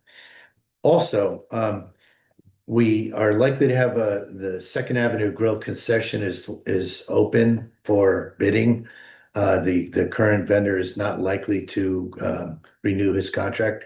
So just get the word out. If anyone wants to sell hamburgers, hot dogs, ice cream, something else at the beach in the summer, please let those people know to reach out to Borough Hall for Second Avenue Grill location. I was going to comment briefly on Justice. I won't, Jim. You did a great job of it, but it was an amazing event. Two unique dates that are coming up for Bradley Beach this year. July 26th, we are planning, and Amy Hall is involved in this. We are planning on working with our fire company, planning to recognize the Brinley Inn fire. July 26th is the anniversary of this historic fire. It unfortunately killed over 20 people, but our fire company responded to it and and ultimately put the fire out. Nonetheless, many lives were lost, and because of this fire, new safety regulations were developed in the state of New Jersey. So it's kind of a historic landmark fire, if you will, because of all the new safety regulations that came of it. We're going to try to recognize it probably at our town green on July 26th. There's another date coming up that I just found out about today. Amy Hall is also already on this, but October 11th, 2026 marks the 100-year anniversary of what event? Does anybody know? That would bring us to what, 1926. What's the date? What? Chief, you've been around a while, October 11th, 2026. Prohibition. The legendary Babe Ruth of the New York Yankees played a game again, a makeup game against, I believe, a Negro League team. And they played it here in Bradley Beach, and someone, a grandson or son of someone who was the umpire in that game. Where? I don't know. I want to find it out. But anyway, it's kind of a, you know, he's got newspaper clippings and all kinds of information about it. So we're gonna find out more and hopefully we can have a little fun with that come October 11th. So anyway, that said, that concludes my report. Now let me open it up to the public for comments or questions. I'm sure there's a lot less houses back then, so. I know. Yeah. It's probably in my neighborhood. Yeah. Mr. Weber? Okay, thanks. Then John Weber, 313 Lorraine. I got a lot, so do not answer any of my questions until my time is done and no answer. First, Well, put Yeah, thank you. thanks for the redo on Rona, because I'm still not, and I suggest this in July and early in January. And I'm just not used to the speed and efficiency of the Guvitosi administration, and you just had it on for that last meeting in January. And we weren't ready for it, so We thank you. had a band running, we had so much pop and turtles. Anyway, something, and I actually came to talk about, you gotta change the ordinance to get people to remove the snow at the corners, and look at you guys, again, speed and efficiency, this is amazing. This one, I think you need some help with, skip the stuff, we passed a law. It's going into effect, you said March 1st, and I'm wondering what the town is doing in terms of education. I identified some educational materials, I passed them along. What are we doing? Do we have a plan? Because unless the town does want to force it as March 1st, as we said, so put a note in that. I'm really glad that there was nothing on the agenda about the New Jersey Pact and Real rules, that there wasn't a resolution against this. I'm still waiting to get the resolution that you were considering, because I would love it to have the Environmental Commission weigh in on that, so that would be forthcoming. Let me stop you on that. Gotcha. Mr. Quinn, are you sharing that or have you not yet shared that? We have our own for the Land land use use board, which will be presented on Thursday. Okay, so you have not yet Due shared. to the theft of home rule by the bureaucrats and track, but you know, you have your own, I believe, so. Okay, all But I right. will share mine with Mr. Weber, I'm sure. Well, it's okay. I knew you were sharing it with the land use board and I thought you might with Mr. Bagley as a representative to the environmental commission. Sure. But John, I can get you the Yeah. draft we have now, which by the way is a work in progress. So, Send but it I'll get forward. it to you just so you have. Okay, you'll hear from us, and I reclaim any of that time. I want to ask about the status of the plant protection strips, so everybody knows what we're talking about. Along the beach, there's a supposed post and rope system, and then there's these signs about, you know, endangered species and protecting the dunes. Post and rope's kind of generous, it's more like a stick and a string. And as such, they kind of weren't really, no, I mean, they were installed in 2021 or 2022 for free. A crew came here and did that. They came back in May of 2025 and re-erected the ones that had fallen down, and that was another freebie. But for whatever reason, by June of last year, the most of them were down. So in August, I had somebody come here from, come on Zoom from Conserve Wildlife Foundation, explaining what these plant protection strips were all about. And that the expectation was that the town would take over, you know, putting these things up, and it wouldn't, you know, we wouldn't have to get these crews to come in and do this for free. It's kind of on us. He also explained how we can avoid some really drastic regulations to protect endangered species at the beach if we keep these plant protection strips in place. So last summer, I identified better material, more robust, and it happens to be the same stuff that we use to mark out the lifeguard around the lifeguards. It's like a post and rope system. That's it's not so much a stick and a string. It's actually a post and a rope, and they put them around the lifeguard stand so people don't set their chairs up there. So I identified last summer, like, let's get a whole lot more of that stuff, like basically a half a mile of that stuff. And that's what we can use for the post and rope for the plant protection strips. So I would like to ask, are we gonna order those materials? And why don't you wait till the end to answer, so I can get through the rest of this. Oh, once your okay? time is up, it's up. And and another thing, this me speaking personally, I would like the town to make it the policy of this town to not use heavy equipment to push sand out of our beach entrances. Because that just makes our town less safe. It, you know, loosens up the sand, so it's gonna blow away faster. Plus, you know, we have programs where people plant grass in the dunes. I mean, you know, we have grasses in classes in the school with the American Little Society to teach kids how these dune plants hold the dunes together, and that protects the town. And then what are we supposed to tell the kids when they see bulldozers just like bulldozing that stuff in the plants that they planted and all that stuff out onto the beach? I think it's a really bad idea. So I'd like the town to make it a policy of the town to not do that. And I'd be happy to work with you on such a resolution or whatever you want to make it. And I have a question now on the shade tree ordinance that you just introduced. People have a year to plant that tree. Mhm. So is the expectation that that green placard would stay in their window for like a year? Mhm. Okay, and then, and that's fine, I just want to make sure of that, and Yes. then I wanna double check, so there is the expectation if you're doing construction, they're supposed to have that yellow thing? Yep, it's required, Okay, yellow permit. okay, and then, wow, what was it? I was gonna say something about Mayor Grinch. Mayor Gubitosi sounds a lot better than Mayor Grinch, so it's good that you made that resolution 76, that was a good move. There we go. That's it, all right, now you can answer my question. Oh, you ran out of time, John. I'm so ready. 5 minutes. Well, so a lot of your questions are around skip the stuff. No planning to date that I'm aware of unless enterprising something. So, yes. Oh, look at So, this. Yeah, I mean, I know Nick Man Fire, but I haven't Yeah, heard of it. no, so anyway, so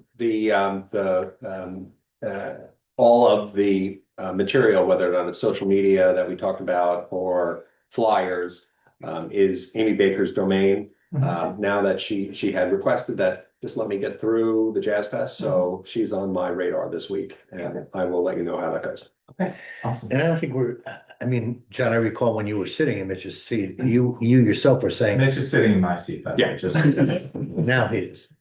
But now we call it Mitch's seat. Notice the sign here. But back in the day, I recall you saying, we don't need a lot of Mhm. communication, but we need to keep people aware. And you said a lot of people are doing this already anyway, Well, so. so a couple businesses definitely are, for Okay, good. sure. I was thinking about businesses, not so, I mean, I think I want the public to know it better. So fewer instances of people getting home, like, hey, I don't have forks or whatever. You know, I mean, again, if they're bringing it home, they probably don't need forks, but just to minimize all that, I think educating the public. would be- And Amy is, as we've mentioned a few times over the last month or so, is in the midst of redesigning our website, Mhm. making it much more functional with little banners and whatever is ADA compliant. And I'm sure there would be an opportunity to post periodically updates like that. So Mitch, you seem to have already volunteered to do that. Perfect. Real, as I mentioned, I'll get you the draft. It's from a novice's standpoint, it looks really scary, so I'm really anxious to learn more from you to understand why it's a wonderful thing. Mhm. I'll get you that, but it is a work in progress, so we very much can change it. The council's familiar with the current draft, but I've asked them for comments as well. I think one or two of them, and maybe myself as well, will try to go to one or two seminars on it as well. And the plant protection strips, I like the idea of something more sturdy, because the things that you had out there from the volunteers, it was like. Cotton. Yeah, so Yeah. listen, it was. Yeah, no, I mean, it was- fell apart. It was also free, so. Again, but I like what you're saying. My issue, and I've talked to you about this, and we just have to work through it. Is, well, one, does it go all the way around the dunes? Because then we're also talking about, Well, it never has, so I don't think that's the expectation. so it's only on the beach side. You know, I think into the entrances, which, like, Yeah. it should, you know. And the concern I have, and I want to, I've already said this to you, I'm saying it for the public's benefit. I just want to understand, working with the federal regulations, working with the environmentalists such as yourself, Mhm.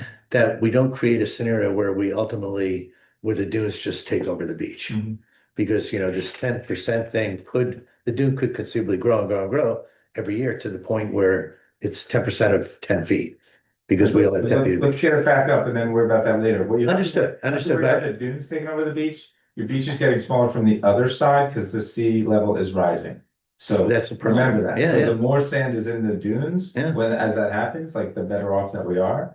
So Well, the just, better off we are, but not the beach goer who has no beach sand to sit on. So I'm Okay. trying to figure out how we make the ecosystem work. if you're open to talk, I talked to somebody today who's got a PhD in this stuff, and I'd love to talk if you want to talk to them. And The dunes going eastward are not your problem. Yeah. That's not your problem. And I mentioned to you earlier, and I'm sure you'll help us through this, but Biagio Capone, our director of DPW, said he already is concerned that the dunes are growing too close in a couple of locations, so close together that we may not be able to fit a 10-foot. But that's ridiculous because the entrances are as wide as this room. Well, that's what I need to, I haven't gone And down they there. get wider Moby mats, but I don't think they're this wide. They're like, there's, Is that before or after the shaping? well, that's what they are now. So, All I'm saying is I hear you and we need to work on it. We need to come up with a solution. I do like the idea of the sturdy ropes okay, stakes. awesome. Thank you. Thank you. Okay. Mrs. Newtitis? Peter, we'll get to you in a minute. Julie Natalis, 605 North Avenue. First and foremost, I do want to say that the Jazz Fest was amazing and I'm glad I got to volunteer 2 years in a row and seeing it grow. And boy, the weather is always a challenge at this time of year, but it seems like Jazz Fest is turning into Jazz Week. So, but kudos to Amy, and it was just so nice seeing some of the people who were there last year and everything, and a lot of good camaraderie, and being a host to seating people were just so excited about it. So it was a wonderful, wonderful event. So thank you for that. Secondly, I want to thank Mayor Al, the police department and DPW for all the work cleaning up North Avenue. It was a disaster and kind of like a state of emergency on our street. As everybody knows, you couldn't even get down the street. So I do want to thank everybody. DPW took the initiative even before our street was like a skating rink. And they brought out the heavy duty equipment to skim the street. This was even prior to even neighbors, calling up the mayor. So thank you for that. Watching Andrew maneuver this tractor, it was like a sports car. I had to say it was hysterical. But thank you to that. And then thank you again for all the clearance that you just did as well. It was greatly appreciated because you couldn't even get down the street and it really was a safety measure.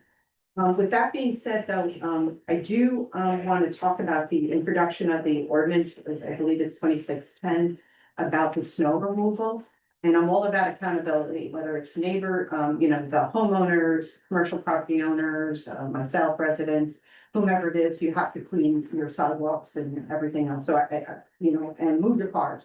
And I applaud the town for taking that initiative and really enforcing those laws and ordinances. I think it's a challenge. It's not a complaint, it's a challenge.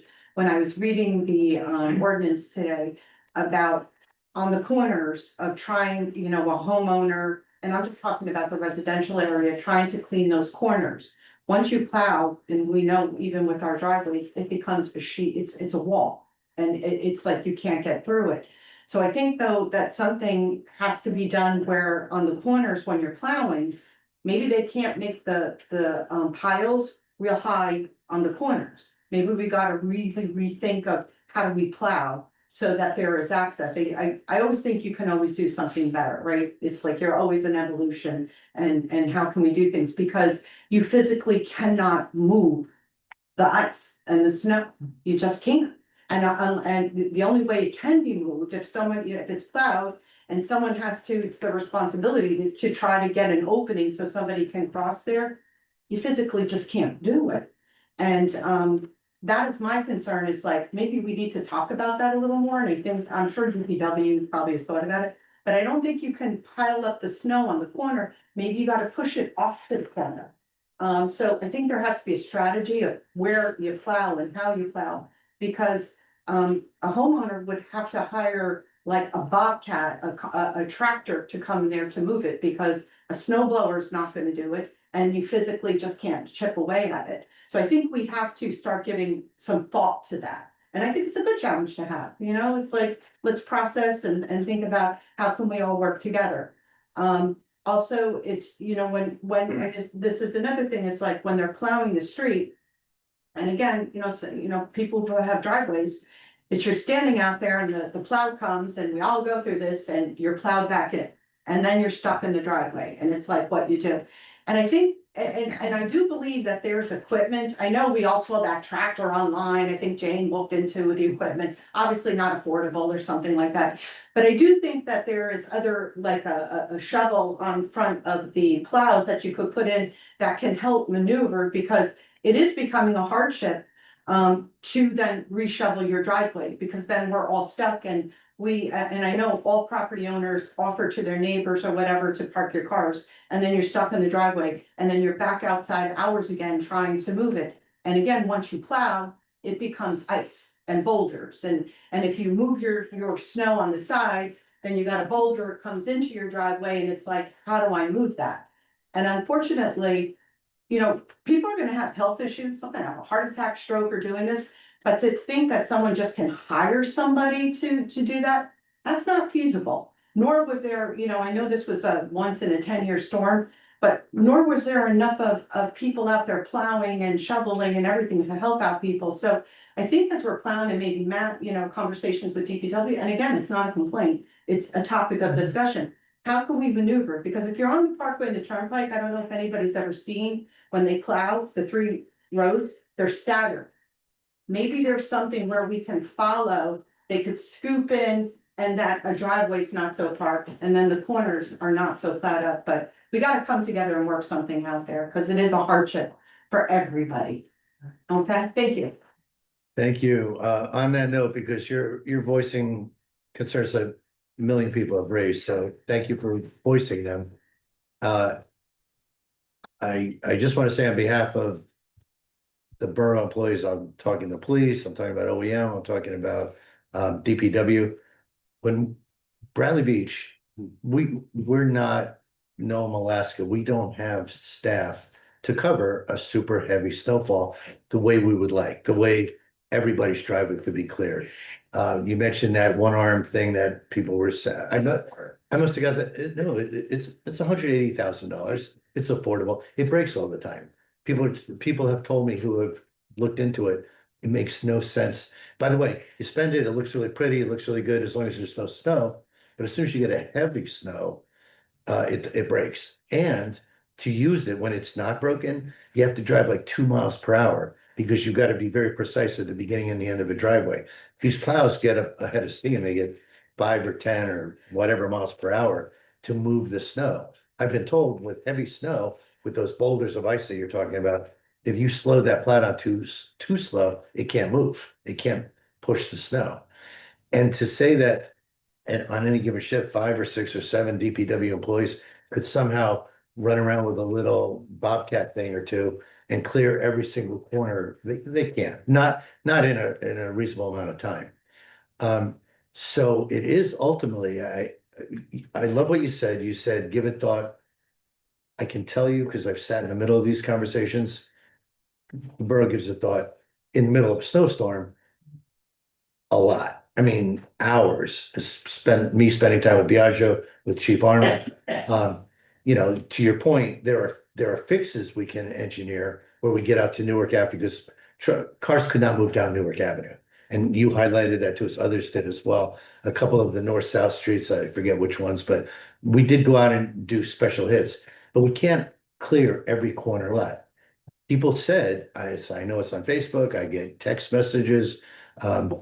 People said, well, if they clear the handicap ramp at the corner to the curb, the plows leave 8 feet of snow in the street and the homeowner can't be expected to clear 8 feet into the street. 100% agreed. In that situation, DPW, our people have got to clear it. The problem is when they clear it, because of the way the plow works and they're going 5 or 7 miles an hour, it does push a lot of snow back into the driveway. Am I saying we can't do better? No, I hope we can do better. But I don't want people to think we don't sit around thinking about this a lot and trying to figure it out. And again, if we were in Nome, Alaska, if we were in Siberia, we'd have tons of equipment and we'd all be ready. The residents would all be ready. We're sitting in Bradley Beach and we get 10 inches of snow. I don't know, once every 5 or 7 years. I don't know, but it doesn't happen often. We can't staff for this level of snow. So I know I sound like a naysayer, but we're very sensitive to this. Our people do everything they can, but I don't know that we're ever going to have the perfect solution. And as you were describing these things, and many other residents describe, I just have to add a word of caution or a word of, restraint, because I don't want people to think after you've eloquently told us what needs to be done, that we're going to be able to somehow figure it out. what's to be done. I'm asking to, like, we need to maybe think about things. That it's a discussion. We keep thinking if you and others can bring us actual answers, because all of our thinking, you see what all of our thinking delivers. When a storm hits, it's an opportunity to revisit things, and unfortunately, as you know, we got trapped on our street, we got trapped in our driveways, we got trapped in our streets, and it was a fire truck or paramedics could not. And you're right. And No, so the whole thing is, I'm not complaining, I'm just asking. no, you're not complaining. I'm trying to educate everybody that you've given me this opportunity. People were trapped on your street. We had to send, not individuals that I'm aware of, but I know cars could not move up and down your street. I know our own garbage and recycling could not move up and down Newark Avenue. I know. The problem was, because I talked to Biagio Cavone, the director of public works, shortly after that snow, we couldn't get down your street because Newark was one of the worst streets for people not moving their cars. Yeah. And it's a narrow street. And to your point, many don't have driveways. But if people don't move their cars, we're very limited in what we can do. And then I know, because people tell me this, it used to be on Facebook earlier right before the snow. Oh, Bradley Beach never enforces. Well, Bradley Beach went out and enforced as much as they could. Then the comments were, oh, these fines, the fines aren't enough because, people would rather just pay the fine than move their car. In a meeting or two, people are all going to see we're increasing fines. Now, there's only so much we can do. The chief tried to bring in tow trucks to move the cars that sat there over 48 hours and were covered in snow. Tow trucks won't move a parked car if it's covered in snow. They need somebody to dig it out of the snow and then they'll tow it. I probably shouldn't say that publicly because now people know it's gonna be trouble getting their cars towed. But we are doing everything in our power to make heavy snowfalls in Bradley Beach sustainable. And if people can come up with new ideas, new one-arm machines that actually work, we'll consider anything and everything. It's just, I want people to understand our employees, DPW and police in particular, are knocking themselves out trying to figure out how to, in fact, not only how to do it better, but everything I've heard from neighboring municipalities, Spring Lake and Avon and Belmar, that our roads were way better than these other local municipalities. So I don't know, I didn't tour them myself, but I've heard recurring comments from our residents were so much better than everybody else. So I'm very proud of them. I think we can all do better, but I just want to set expectations that we've exhausted a lot of what we can do. And they did fabulous. You've been pleased if we can tell you, Mr. Man, you guys took care of us. So thank you. We're trying. Any other comments or complaints? Yes, Mr. Sharp. Sorry I made you wait so long, sir. Oh, no problem. I had to get snow out of my system. Well, I'm afraid I'm gonna bring up that same topic again. Uh-oh. Peter Sharp, 301 Second Avenue. Again, about pending ordinance 10. A specific question and perhaps a comment. As you envision this ordinance, at the corners, we have two handicap ramps in very close proximity to each other.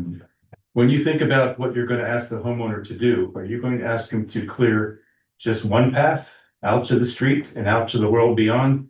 Or are you going to ask him to clear both paths? It's property owners, so it could be our Main Street businesses as well, but property owners need to clear both of those paths. Why? Why? Yeah, why? For One path will get you out into the street and to the world beyond. Why do a excessively redundant removal for no real purpose? why do we have the two paths to begin with? Well, on nice sunny days when everybody's out there walking, that's fine, but one path would get you where you need to go and save some wear and tear on some of your homeowners. No, if you're in a wheelchair, if you're just limited mobility, I understand what a hardship it appears to be to a person who lives on a corner lot. Honestly, that's been our law. That's how we've enforced it to date. That was my question. Here's my comment. When the snowplows come by, that corner snow gets really packed in. And I don't know if you've seen what the DPW does at the intersections. And let me preface this remark by saying I have the greatest respect for the work they do. They work hard, they do a good job, and this is no way a criticism of them.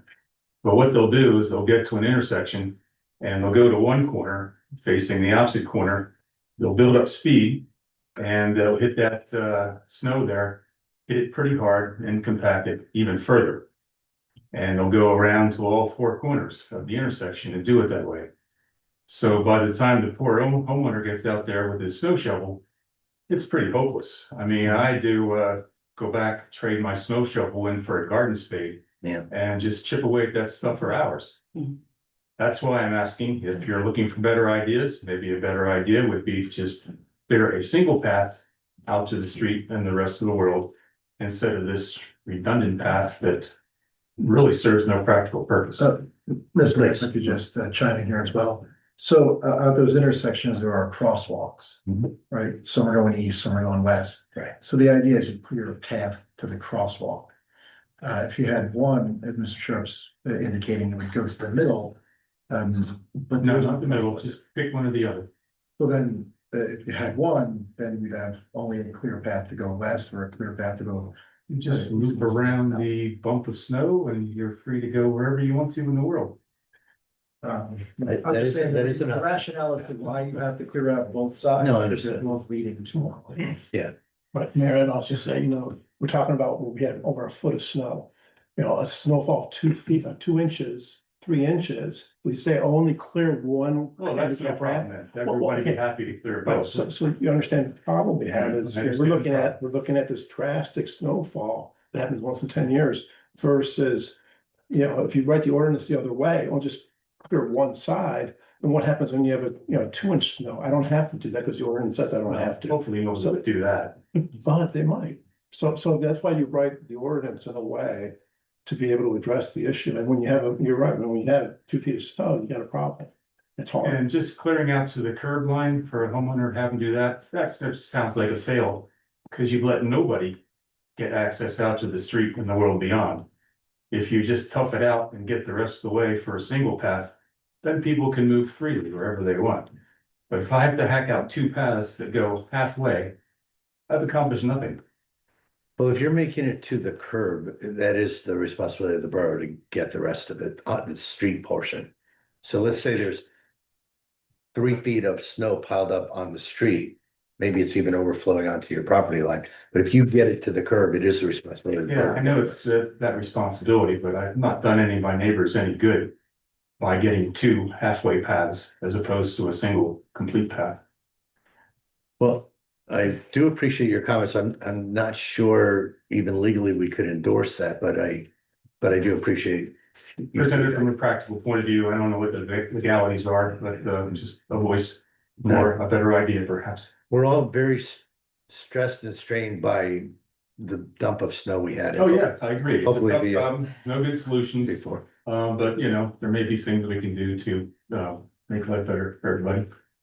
We will talk to DPW. These guys are experts at what they do, but we'll at least say, is there a way we can plow towards a certain area of the street that minimizes the amount of snow we leave, you know, blocking specific entrances? That there may be some things we can do just to slow down the process and redirect the snow better. I'm not trying to add to their worries, they have enough troubles, and boy, that's some of the toughest digging you have to do when it's all packed in like that. Yeah. Yeah, no, thank you for your comments. Okay, thank you all. Other comments or questions? Yes, sir, Mr. West. Rob West, 518 North Avenue. Just a quick comment question about 2026-9.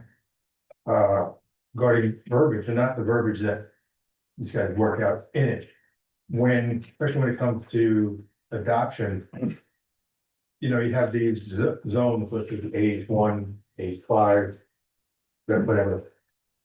To people out here, it's like, where is that? Can't You know, what does that mean? Is that a landing zone in the beach or, you know? So could that just be added a little word to that to say, yeah, this is, you know, this block, you know, from Lorraine to McCabe, you know, whatever. So just so we could understand what these zones are or where they are without going into big detail, you know. We specific- have, Mr. Carp has maps that he's done for that purpose. However, our clerk just told us over the weekend that our E-code system might not be able to display the maps. Like we can download it, but maybe it doesn't display. Is that right, Erica? Or Yeah.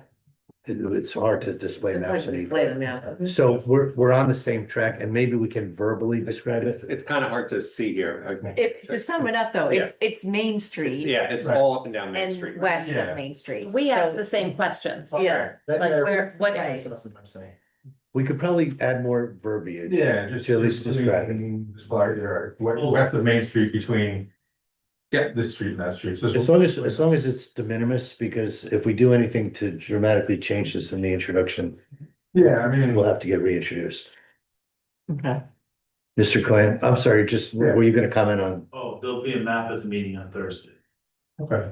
And we're hoping, we believe there's gonna be a placeholder in the ordinance and E-code so that we can put in there, just like we do the zoning map and the zoning schedule, we'd like it, so we're working on that. Okay. Big map for the land use board Okay, on Thursday. thank you, thank you. Thank you. Can we display the map at the next meeting when we're discussing it? We can, yeah, of course. I think the bigger challenge is how do we display it on an ongoing basis? So, 2 months from now, 2 years from now, contractors looking at the zones and, That's what, Mayor, if you'd like, we could probably put it on the website. Yeah, yeah. I suggested that earlier. And, maybe we smack E-code around a little, say, come on, you gotta be able to display it. Flexible. Anyway, thank you. Any other comments or questions? We had to approve it first, so. Anyone on Zoom? I see no one. Okay, so seeing no further comments or questions, I'll make a motion to adjourn the meeting. Second. All in favor? Aye. Aye. Thank you. They